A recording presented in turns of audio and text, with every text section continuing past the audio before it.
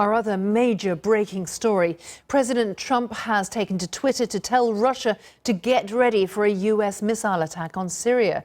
Trump said the missiles will be coming nice and new and smart, and he warned Moscow that it shouldn't be partners with what he termed a gas-killing animal, his reference to the Syrian leader Bashar al-Assad. Russia's already responded. A foreign ministry spokeswoman has just said smart missiles should fly towards terrorists, not legal government.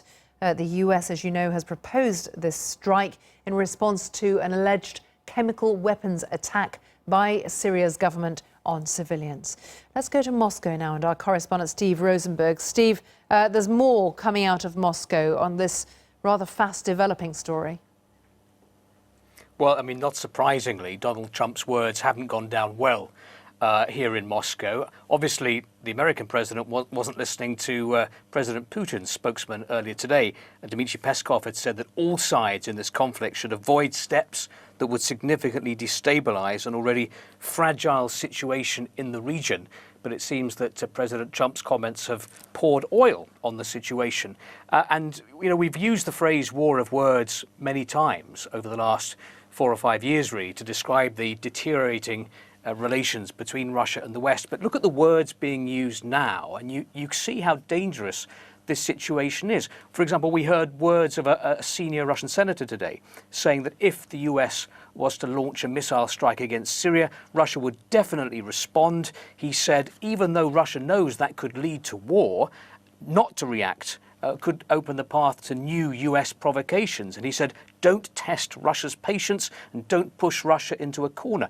And we heard the words of the Russian ambassador to Lebanon talking about Russia would shoot down US missiles and possibly the source of those missiles too. So the language is becoming stronger by the day, and that, as you can see, leads to a dangerous situation. It does. And from the other side, Steve, this is more anger than I have ever seen directed at Russia by this president, or in fact any US president, more public anger. And coming in the wake of the story about, you know, the poisoned spy, relations are truly toxic. Yeah, I mean, just when you think that relations couldn't get any worse, really, between Russia and the West, they do.